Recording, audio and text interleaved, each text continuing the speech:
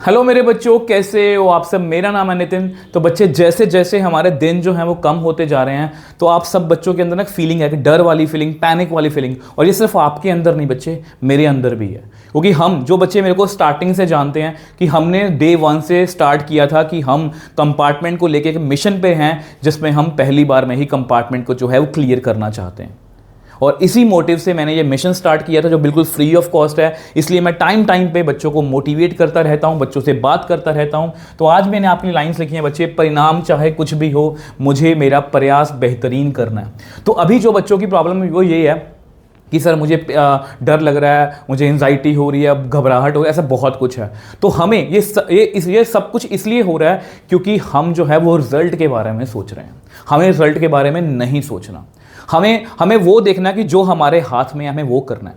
Result हमारे हाथ में नहीं है, हमारे हाथ में हमारा कल, जितने भी हमारे 7 दिन रह गए हैं। क्योंकि जो बच्चे मेरे को बार बार बोल रहे थे कि सर मुझे 7 डेज़ की स्ट्रेटजी बताओ कि मैं आप किस तरह से पढूं, तो वही जो आप कहोगे मैं आपके लिए करने को रेडी हूं। मैं आपके लिए मेहनत कर रहा हूं। आप सब बच्चों, हम सब इस बार मिलकर पहली बार में ही कंपार्टमेंट जो है क्लियर करने वाले हैं। ठीक है, तो देखो बच्चे, पॉजिटिव मन से स्टार्ट करेंगे।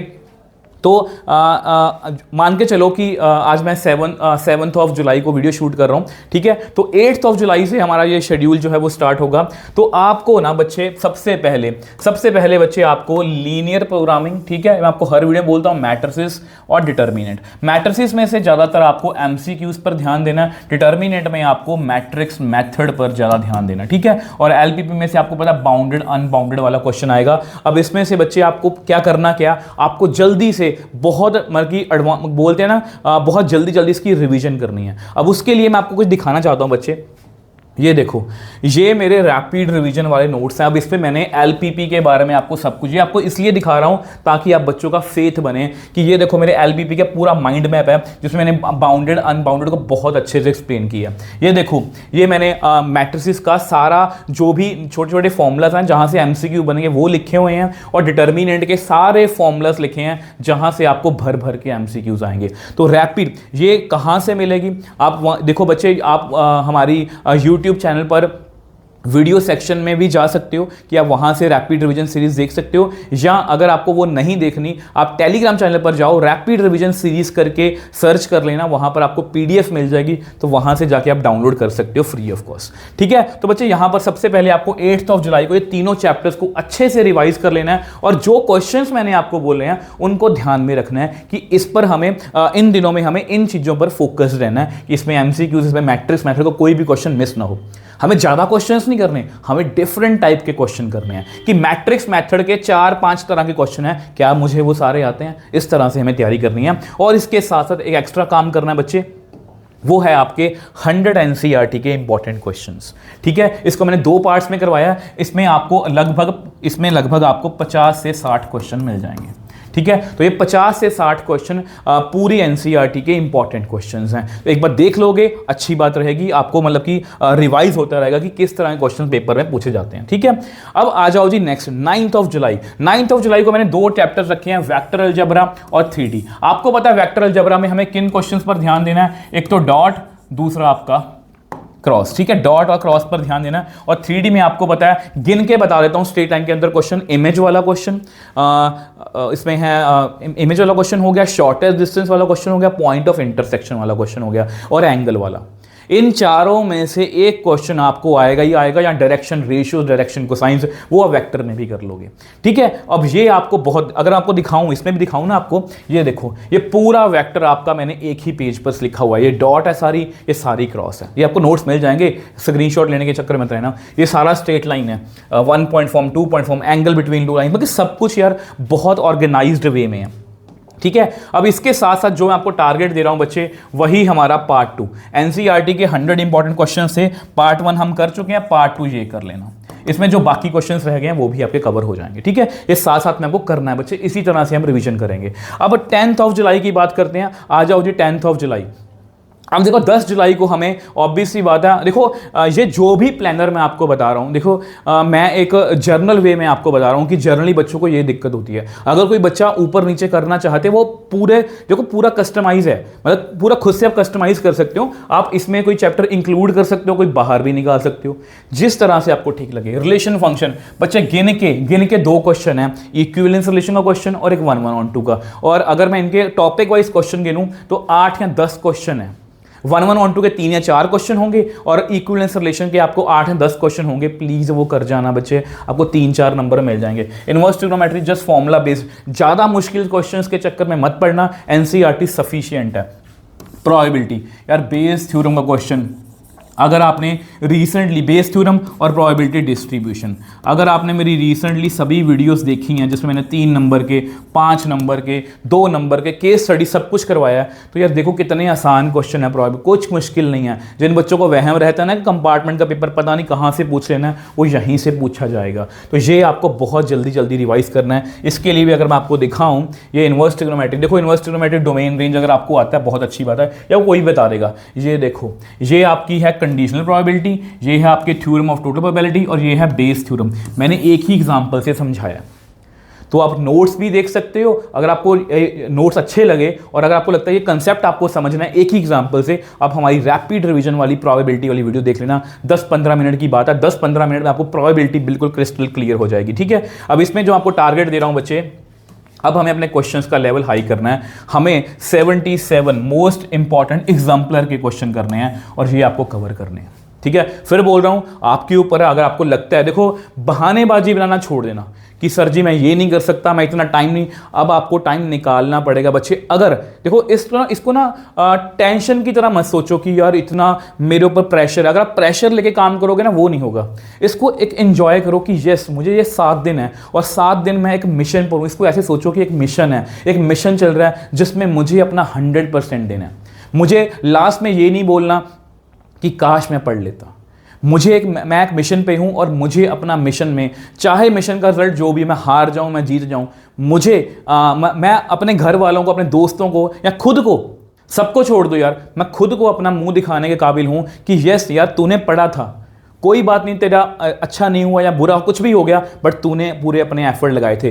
तो इसलिए पूरा एफर्ट लगा दो, पूरी जान लगा दो और एग्जाम्पलर के। देखो मैं आपको इस हिसाब से करवा रहा हूं। पहले हमने एनसीईआरटी के 100 इंपॉर्टेंट क्वेश्चन कर लिए साथ साथ में और एग्जाम्पलर के। इससे क्या होगा, वो एग्जाम्पलर से डायरेक्टली क्वेश्चन आ जाते हैं, आपको पूरे थॉरली अच्छे क्वेश्चन मिल जाएंगे और उनसे आपके कंसेप्ट भी बनेंगे। ये सिर्फ वीडियो नहीं है, इससे आपके कंसेप्ट भी बनेंगे। अब इसके बाद आगे जाके ये तो मैंने आपको बता ही दिया, 11 जुलाई। अब देखो मैं इस पर बहुत फोकस रहूंगा, कंटिन्यूटी एंड डिफरेंशिएबिलिटी।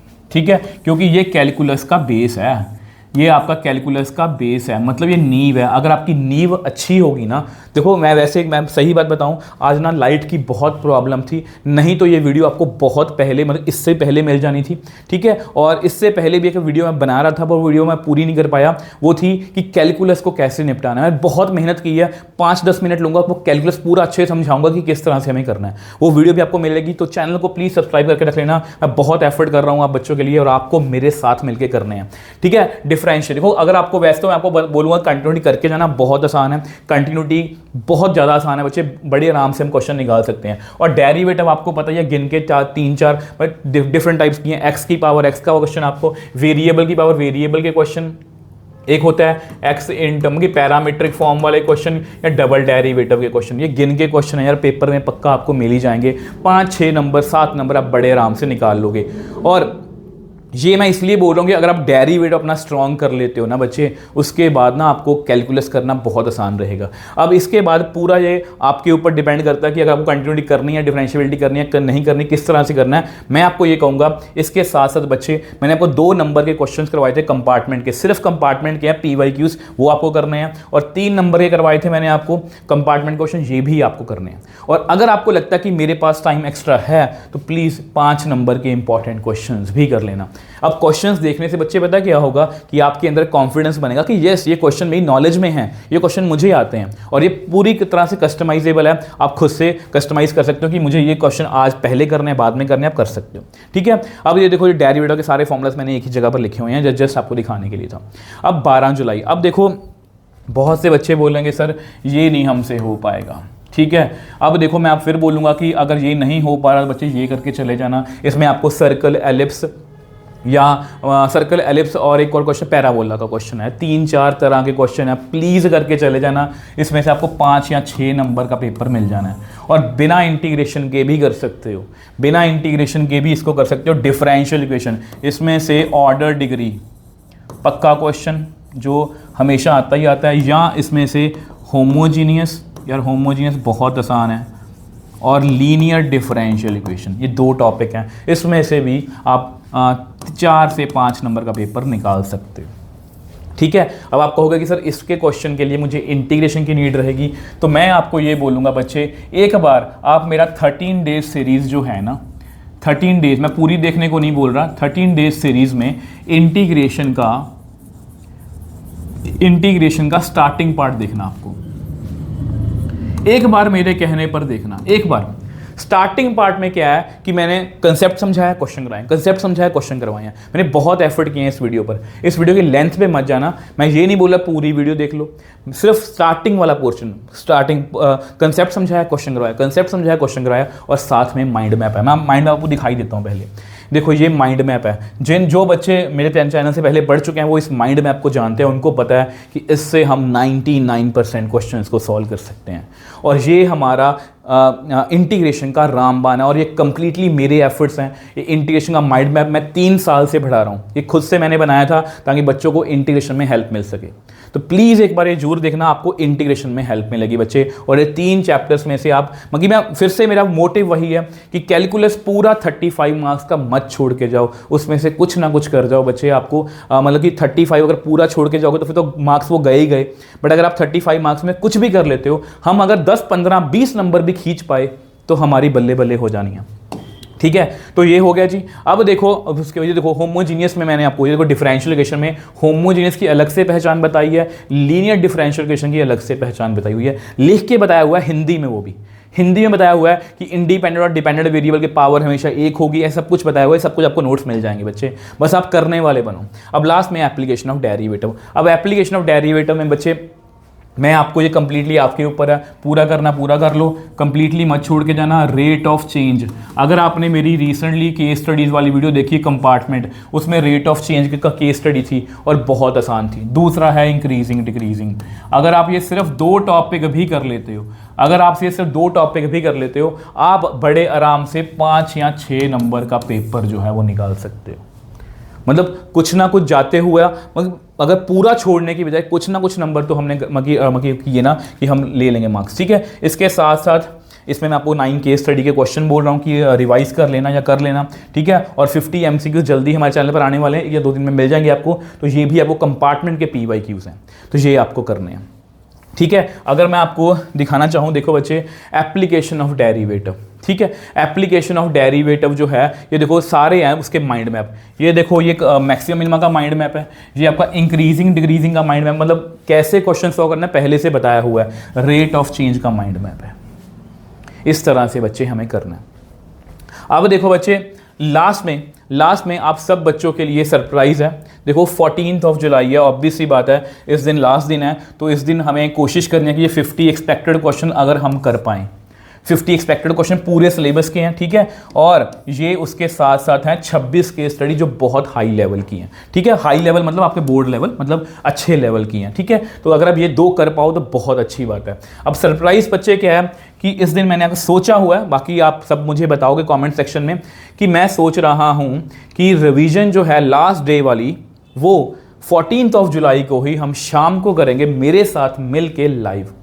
हम भी, नोट्स आपके पास हैं मेरे, ठीक है, और वही नोट्स मेरे पास भी हैं, तो सेम नोट्स को खोलेंगे, इकट्ठे मिल के जो है हर एक टॉपिक को डिटेल में डिस्कस करेंगे, रिवाइज करेंगे, ताकि एक लास्ट में जो रिवीजन होना हमारी वो ऐसी हो कि वो बोलते हैं ना कि बस हमारा पेपर जो है वो क्लियर हो जाए। क्योंकि इस बार बोर्ड्स 2025 में भी हमने यही सेम रिवीजन की थी, और बच्चों को बहुत फ़ायदा हुआ था। बाकी सब आप बच्चे मुझे बताओगे कि मुझे ये करना चाहिए कि नहीं करना होगी, सब कुछ आपके ऊपर डिपेंड करता है बच्चे। अगर आप बच्चे डिमांड करोगे तो मैं आपके लिए मेहनत करने के लिए रेडी हूँ। तो इसी तरह से बच्चे, जहाँ से हमने स्टार्ट किया था मैं वहीं पर ख़त्म करूँगा। परिणाम चाहे कुछ भी हो बच्चे, मुझे मेरा प्रयास जो है वो बेहतरीन करना है, और इसी पॉजिटिविटी के साथ छोड़ के जा रहा हूँ। मिलेंगे नेक्स्ट वीडियो में। बाय बाय मेरे टॉपर्स।